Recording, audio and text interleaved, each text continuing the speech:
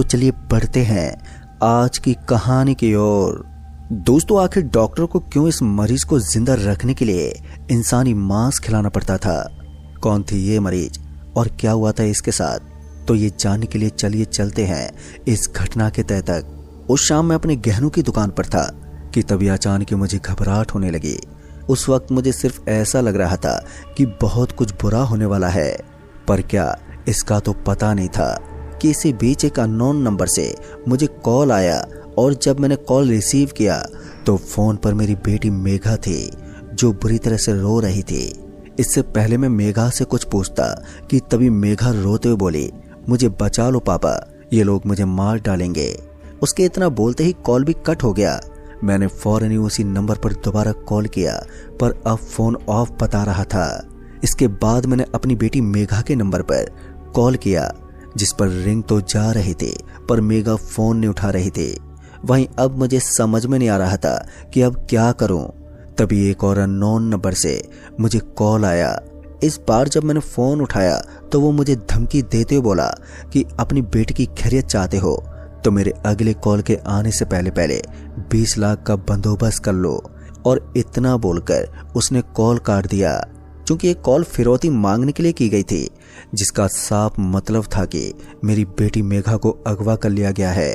अब ऐसे में मुझे बिना घबराए बहुत ही सूझबूझ से काम लेना था। लिहाजा मैंने फौरन ही अपने साले साहब जिवेश को कॉल किया और सारी बात बता दी, क्योंकि एक जिवेशी था जो इस मुसीबत की घड़ी में मेरी मदद कर सकता था। जिवेश को जैसे मैंने मेघा की खबर दी कि उसने फौरन ही तरुण साहब को कॉल किया जो कि चरखरगंज के थाना प्रभारी थे, जिसके बाद मेघा की खोजबीन शुरू हो गई। वहीं दूसरी ओर मैं उस 20 लाख की रकम के इंतजाम में लग गया जो अपहरणकर्ताओं ने मांगी थी। थोड़ी भागदौड़ करने के बाद पैसों का इंतजाम तो हो गया पर अब उन अपहरणकर्ता का कोई भी अता पता नहीं था। मतलब कि उनका अब तक कॉल तक नहीं आया था, जिसकी वजह से मेरी फिक्र और भी ज्यादा बढ़ गई थी।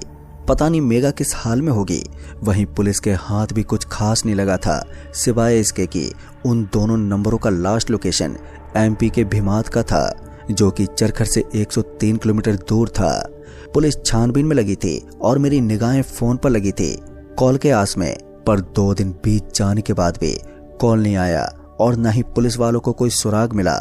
गुजरते वक्त के साथ ऐसा लग रहा था कि मेघा दूर जाती जा रही है। अभी हम ऊपर वाले के भरोसे ही थे कि इसी बीच एक और अननोन नंबर से कॉल आया और फिर जब मैंने कॉल उठाकर हेलो हेलो बोला तो उधर से कोई जवाब ही नहीं मिला। मतलब कि जिसने भी कॉल किया था वो कुछ बोल ही नहीं रहा था। मैं अभी फोन पर हेलो हेलो ही कर रहा था कि तभी मुझे फोन पर लोगों की चीखने की सुनाई देने लगी। फोन पर चीखें सुनकर एक पल को तो मेरा दिल ही दहल उठा। फिर जब मैंने उन चीखों पर गौर किया तो मुझे एहसास हुआ कि वो चीखें मेरी मेघा की नहीं बल्कि किसी आदमी की है। मैं अभी कॉल पर चीखें ही सुन रहा था कि तभी वो चीखें और तेज और भयानक हो गई। फोन पर किसी से बात नहीं हो पा रही थी पर इसी बीच पुलिस ने उस कॉल का लोकेशन ट्रेस कर लिया जो कि हरिबाग कॉलोनी का था। लोकेशन के मिलते ही पुलिस वालों के साथ मैं भी निकल गया। चूंकि वो कॉल अभी भी डिस्कनेक्ट नहीं हुई थी इसलिए हम बड़ी ही तेजी से उस जगह के एग्जैक्ट लोकेशन की तरफ बढ़ रहे थे। वहीं फोन पर अब वो चीखें आने भी बंद हो गई थी पर कॉल अभी भी चली रही थी। फिर जब हम उस लोकेशन पर पहुंचे तो हमने पाया कि वहां पर कई मकान हैं पर इसके बावजूद वहां गहरी खामोशी पसरी हुई थी। वहां किसी भी तरह की कोई भी हलचल नहीं थी। अभी मैं अपने आसपास ही देख रहा था कि तभी सामने के मकान से एक बहुत ही जोर की चीख सुनाई दी। उस चीख के सुनते मैं उन पुलिस वालों के साथ उस मकान में दाखिल हुआ। अभी मैं उन पुलिस वालों के साथ उस मकान में दाखिल हुआ था कि तभी मेरी नजर फर्श पर तड़प रहे एक आदमी पर गई जिसका नीचे का हिस्सा गायब था। मतलब कि उसके कमर से नीचे का भाग पूरी तरह से कटा हुआ था। उस अधमरे आदमी के चेहरे पर दहशत की छाप साफ साफ दिखाई दे रही थी। वहीं जब हम उस मकान के और भीतर बढ़े तो वहां का नजारा और भयानक हो गया। दरअसल उस मकान के दीवारों पर न केवल खून के ताजा छींटे थीं बल्कि जगह जगह मांस और हड्डियां भी बिखरी पड़ी थी, जिस वजह से वहां के हवा में अजीब सी गंध महसूस हो रही थी जिसे देखकर पुलिसकर्मी भी बुरी तरह से घबराने लगे थे। पर उस वक्त मुझे तो सिर्फ अपनी बेटी की फिक्र थी। मैं किसी भी सूरत में अपनी बेटी मेघा को बचाना चाहता था। फिर इसी बीच उस मकान के एक कमरे से घसीटने जैसी आवाज आई। उस आवाज के आते पुलिसकर्मी चौकन्ना हो गए और 2 पुलिसकर्मी हथियार लिए दबे पांव उस कमरे में दाखिल हुए। अभी वो 2 पुलिस वाले उस कमरे में दाखिल हुए थे कि तभी अंदर से उन दोनों पुलिस वालों की चीखने की आवाज सुनाई दी। इससे पहले हम कुछ समझ पाते कि तभी उस कमरे के दरवाजे से एक पुलिस वाले का सर उड़ते हुए बाहर आकर गिरा। उस पुलिस वाले का वो कटा हुआ सर देखकर बाकी के पुलिस वाले इतनी बुरी तरह से डर गए कि उसी वक्त वो भाग खड़े हुए। पर ना जाने क्यों मैं वहीं उस कमरे के दरवाजे की ओर निगाहें जमाए खड़ा रहा। फिर कुछ देर के बाद उस कमरे से मेघा मेरी बेटी बाहर आई। मेघा पर नजर पड़ते ही मैं उसका नाम पुकारते हुए उसकी तरफ दौड़ पड़ा। अभी मैं कुछ कदम ही आगे बढ़ा था कि अचानक मेरे कदम ठहर गए। दरअसल सामने जो खड़ी थी वो मेघा ही थी, पर वो पूरी तरह से अब बदल चुकी थी और उसके आंखों की पुतलियां नीली पड़ चुकी थी और उसका पेट बहुत ही ज्यादा बड़ा हो गया था। उसके खून से सने हुए हाथ मुंह ये बता रहे थे कि मेरी बेटी अपने होशो आवास में नहीं है। अभी मैं वहीं मेघा के करीब खड़ा उसे गौर से ही देख रहा था कि तभी मेघा धीरे धीरे मेरी ओर आने लगी। अभी मेघा मेरे पास ही पहुंचने वाली थी कि इसी बीच दरोगा तरुण सहाय ने पीछे से मेरा हाथ पकड़ा और खींचते हुए उस मकान से बाहर ले आए और फिर मुझे झंझोरते हुए बोले, आप होश में तो हो? ये क्या करने जा रहे थे? मैं अगर सही वक्त पर नहीं पहुंचता तो वो आपका भी सर धड़ से उखेड़ देती। अभी उन्होंने यही कहा था कि मेरी आंखों में आंसू भर आए और मैंने बिलखते हुए स्वर में कहा, वो मेरी बेटी मेघा है साहब। मेरी ये बात सुनकर दरोगा तरुण सहाय हैरान हो गए। उनका हैरान होना भी लाजमी था, आखिर मेघा बहुत बदल जो गई थी। उसके हाथ पैरों की रंगत से कोई ये नहीं कह सकता था कि वो मेरी बेटी है। पर दरोगा तरुण साहब को मेरे आंसू और मेरे रोते बिलखते चेहरे पर ना चाहते हुए भी यकीन करना पड़ा। मेरी मनोदशा और स्थिति की गंभीरता को भांपते हुए दरोगा तरुण साहब ने फौरन ही एक दूसरी टीम को बुलावा भेजा जो कि आधुनिक उपकरणों से लैस थे। टीम के मौके पर पहुंचते ही हथियारबंद सिपाही एक बार फिर उस मकान में दाखिल हुए। वहीं मैं तरुण साहब के साथ उस मकान से तकरीबन 100 मीटर की दूरी पर खड़ा ये सब देख रहा था कि अब क्या होगा और क्या मेरी बेटी मेघा मुझे सही सलामत मिल पाएगी या फिर आज मैं उसे खो बैठूंगा। अभी मैं हाथ जोड़े मन ही मन मेघा की सलामती की कामना ही कर रहा था कि इतने में मकान में दाखिल हुए सिपाहियों की चीखें आनी शुरू हो गई और पल भर के भीतर ही वहां कोहराम मच गया। जो हथियारबंद सिपाही उस मकान में दाखिल हुए थे अब वो एक एक करके चीखते चिल्लाते गिरते बजरते उस मकान से बाहर आने लगे। उन सिपाहियों में से कई के तो हाथ टूटे हुए थे तो कईयों के सर से सरसर खून बह रहा था। दहशत और खौफ के साए में वो रात बीतते हर पल के साथ बद से बदतर होती जा रही थी। मैं दरोगा तरुण साहब के साथ वहीं खड़ा इसी असमंजस में था कि अब हमें क्या करना चाहिए। किसी बीच अचानक ही खामोशी पसर गई, पर अभी भी कुछ सिपाही उस मकान के भीतर ही थे। एकदम से पसरी खामोशी इस ओर इशारा कर रही थी। भीतर फंसे सिपाही मारे जा चुके हैं और हमारी भी भलाई इसी में है कि हम फौरन यहाँ से निकल जाएं। लिहाजन दरोगा तरुण साहब ने मुझे वहां से निकलने का इशारा किया। अभी दरोगा तरुण साहब ने इशारा ही किया था कि इतने में उस मकान में से वो सिपाही किसी को खींचते हुए बाहर आए और जब मैंने गौर से देखा तो मैंने पाया कि जिसे घसीटते हुए बाहर ला रहे थे वो कोई और नहीं बल्कि मेरी बेटी मेघा ही थी। मैं फौरन ही दौड़कर उसके पास गया तो मैंने पाया कि मेघा की गर्दन पर कई सारी सुइयां यानी कि इंजेक्शन गड़े हुए हैं।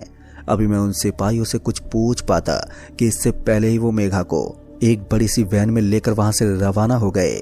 और जब मैंने दरोगा तरुण साहब से ये पूछा कि वो वैन मेघा को कहां पर लेकर गई है तो इस पर दरोगा तरुण साहब का इतना ही कहना था कि उन्हें अभी कुछ नहीं पता है। इसके बाद दरोगा तरुण साहब मुझे वापस घर छोड़कर चले गए। वहीं घर पहुंचते मेघा की माँ मेघा को ना देखकर और भी चिंतित हो गई। इससे पहले वो कुछ पूछती कि मैंने उसे दिलासा देने के लिए ये कह दिया कि अब चिंता की कोई बात नहीं है। मेघा को उन बदमाशों के चंगुल से बचा लिया गया है और अभी वो अस्पताल में है। मेरे इतना कहने पर मेघा की माँ के मन को उस पल के लिए तसल्ली तो मिल गई, पर मुझे पता था कि अब तो मामला एक अलग ही मोड़ ले चुका है। उस रात ना तो मैं पल भर के लिए सोया और न ही मेघा की माँ। वहीं मेरा साला जिवेश थाने में बैठा रहा इस उम्मीद में कि मेघा की कोई खबर मिल जाएगी। पर 1 से 2 दिन और 2 दिन से 1 हफ्ता बीत गया, पर अब तक पुलिस महकमे की ओर से मेघा को लेकर कोई अपडेट नहीं दिया गया। यहाँ तक कि जीवेश के खास दोस्त दरोगा तरुण साहब को भी कोई सूचना नहीं दी गई थी। मेघा को लेकर अब ऐसी स्थिति में हमें समझ में नहीं आ रहा था कि हम करें तो करें क्या। फिर ऐसे कुछ दिन और बीते और फिर एक रात जब हम लोग मेघा की चिंता में डूबे हुए थे कि तभी हमारे घर के दरवाजे पर किसी की दस्तक हुई और जब मैंने दरवाजा खोला तो सामने एक अनजान शख्स खड़ा था। इससे पहले मैं उस अनजान शख्स से कुछ पूछ पाता कि उस शख्स ने मेरा नाम पूछते हुए कहा, आप पुरुषोत्तम जी हैं? जिस पर मैंने हाँ में अपना सर हिलाते बोला, हाँ क्या बात है। मेरे हाँ बोलते उस शख्स ने सामने खड़ी वैन की तरफ इशारा करते हुए कहा, आपको अभी मेरे साथ चलना होगा। पहले तो समझ में नहीं आया कि आखिर ये शख्स कौन है और मुझे अपने साथ कहां पर जाने के लिए कह रहा है और मुझे अपने साथ कहां जाने को कह रहा है। पर जब मैंने सामने खड़ी वैन को गौर से देखा तो मुझे ये समझने में देरी नहीं लगी कि ये मुझे कहां पर ले जाने की बात कर रहा है। दरअसल ये वही वैन थी जिसमें उस रात मेघा को ले जाया गया था। लिहाजा मैं अपने साले जीवेश के साथ उस शख्स के साथ घर से निकल पड़ा। अभी हम कुछ दूरी आए थे कि तभी उस शख्स ने कहा, वो बच्ची आपकी बेटी है? उस आदमी की ये पूछते ही मैंने फौरन ही कहा, हाँ वो मेरी बेटी है। आपने देखा क्या उसे? वो ठीक तो है ना? मेरे ये सवाल करते ही उस शख्स ने बड़ी ही मायूसी के साथ कहा, नहीं और कभी होगी भी नहीं, क्योंकि हरिबाग कॉलोनी के उस मकान ने आपकी बेटी के साथ वही रिश्ता बना लिया है जो आज से 8 साल पहले सूर्यकांत और उसके परिवार के साथ बनाया था। और आगे बताते हुए कहा कि सूर्यकांत उसकी धर्म पत्नी कल्याणी अपने 2 बच्चों के साथ हरिबाग कॉलोनी वाले मकान में शिफ्ट हुए थे। शुरुआत में तो सब कुछ ठीक रहा, यहाँ तक कि उनके पड़ोसियों से भी उनकी अच्छी बनने लगी। पर फिर अचानक ही सूर्यकांत कहीं गायब हो गए। मतलब कि अब घर पर सूर्यकांत की धर्म पत्नी कल्याणी और उनके 2 बच्चे ही नजर आते। साथ ही कल्याणी का स्वभाव भी काफी अजीब हो गया था। जहां वो पहले पड़ोसियों से खुलकर बातचीत करती थी तो वहीं अब उसने मिलना जुलना भी बंद कर दिया था। यहाँ तक कि वो हरदम अपने हाथ में खून से सनी कुल्हाड़ी लिए रखते और तो और उसके दोनों बच्चे भी अजीब से बर्ताव करते थे। रात होते ही वो दोनों बच्चे छत की मुड़ेर पर बैठकर रात भर रोते, जिससे कॉलोनी वाले दहशत में आ गए। अब आलम ये हो गया था कि दिन के उजाले में भी मकान के बगल से गुजरने में लोगों को डर लगता था। और जब कॉलोनी वालों की शिकायत पर प्रशासन कल्याणी के घर पहुंचे तो कल्याणी ने उन पर हमला कर दिया, जिसके चलते उन अफसरों को मजबूरन अपनी जान बचाने के लिए वहां से भागना पड़ा। पर अब उन अफसरों को ये पता चल गया था कि कल्याणी कोई आम औरत नहीं है, वो बिल्कुल बदल चुकी थी। उसका फूला काला पेट, मुंह से बहता गंदा बदबूदार लार, उसकी नीली आंखें कुछ और ही कहानी बयां कर रहे थे। लिहाजा एक बार फिर वो सारे अफसर कल्याणी के घर पहुंचे, पर वो इस बार पूरी तैयारी के साथ थे। और जब उसे बेहोशी के कई इंजेक्शन उसके गर्दन में मारे गए तब जाकर कल्याणी को उसके घर से बाहर निकाला जा सका। फिर जब घर की तलाशी ली गई तो कल्याणी के वो दोनों बच्चे मरे हुए मिले। उनके शरीर को देखकर ऐसा लग रहा था कि उनकी मौत हुए काफी लंबा वक्त बीत चुका है। खैर उस रात भी मैं ही कल्याणी को इसी वैन में लेकर गया था, पर तकरीबन महीने भर बाद वो सेंटर से अचानक ही कहीं गायब हो गई, जिसके बाद कल्याणी फिर कभी नहीं मिली। उसके साथ क्या हुआ था, आखिर वो क्यों इतनी बदल गई थी, इसका जवाब आज तक नहीं मिला। दोस्तों शख्स की सारी बात सुनने के बाद मेरा और जीवेश का दिल बैठ गया था। हम नहीं चाहते थे कि मेघा के साथ भी ऐसा कुछ हो। और फिर जब हमारी वैन एक बड़ी सी बिल्डिंग के आगे रुकी तो मेरी नजर उस बिल्डिंग के गेट के पास पड़े गार्ड पर गई। हम तीनों फौरन ही वैन से उतरकर उस गार्ड के पास पहुंचे तो हमने देखा कि वो बेहोश पड़ा है, साथ ही उसके कानों से खून बह रहा था। और इसके बाद जब हम उस बिल्डिंग में दाखिल हुए तो हमने देखा कि उस बिल्डिंग में हर कोई ठीक उस गार्ड की तरह ही बेहोशी की दशा में पड़ा हुआ था और उन सभी के भी कानों से खून बह रहा था। फिर जब हमें कुछ लोग होश में नजर आए तो हम तीनों उनकी तरफ दौड़े और जब उनके करीब पहुंचे तो हमने देखा कि उनके कानों से भी खून बहे जा रहा है। पर अच्छी बात ये थी कि वो होश में थे, पर उनके चेहरे पर एक खौफ था जिसके चलते वो कुछ बताने की हालत में नहीं थे। फिर इसी बीच वो शख्स जो मुझे और जीवेश को यहाँ पर लेकर आया था, उसने एक कॉल किया, जिसके तकरीबन 15 मिनट बाद वहाँ कुछ सफेद पोशाकधारी वहां पर पहुंचे और उन सब बेहोश लोगों को अपने साथ लेकर चले गए। फिर इसके बाद हमें भी वापस से घर छोड़ दिया गया। फिर मैंने उस शख्स से पूछा कि मेरी बेटी मेघा कहाँ है, तो इस पर उसने अगले दिन तक वेट करने को कहा। फिर जब अगले दिन शाम के तकरीबन 7 बजे तो वही शख्स आया और मुझे एक वीडियो फुटेज दिखाते बोला, बीती रात आपकी बेटी मेघा सेंटर से भाग गई। अभी हम सब उसी की तलाश में जुटे हुए हैं। फिर वहीं जब मैंने वो सीसीटीवी फुटेज को देखा तो मेरे रोंगटे खड़े हो गए। दरअसल मैंने देखा कि मेघा जंजीरों से बंधी हुई है और वो बहुत सारे इंसानी मांस खा रही है और साथ ही साथ वो बहुत ही ज्यादा बदल चुकी है। उसका बड़ा सा मुंह हो गया था जिसमें से लार बहे जा रही थी। उसका काला फूला पेट देखकर ऐसा लग रहा था कि मानो कभी भी फट पड़ेगा। तभी वो जोर से चीखी और उसके चीखते वहां मौजूद सारे लोग अपने कान पकड़कर नीचे बैठ गए और फिर मेघा वहां से बिजली की रफ्तार से गायब हो गई। दोस्तों, इस हादसे के बाद मेघा फिर कभी नहीं मिली, पर मुझे आज भी ऐसा लगता है कि वो जिंदा है, पर कहां ये तो नहीं मालूम। बाद में जब मैंने उस हरिबाग कॉलोनी के उस हॉन्टेड मकान के बारे में पता लगाया तो ये पता चला कि वो पूरी कॉलोनी एक कब्रिस्तान की जमीन पर बसी है और कहते हैं कि जिस जगह पर वो मकान बनाया गया था उस जमीन में किसी जमाने में 99 बांझ औरतों को जिंदा दफनाया गया था, जिनकी रूहों ने उस घर पर कब्जा कर लिया, जिसके बाद वो मकान भूतिया हो गया।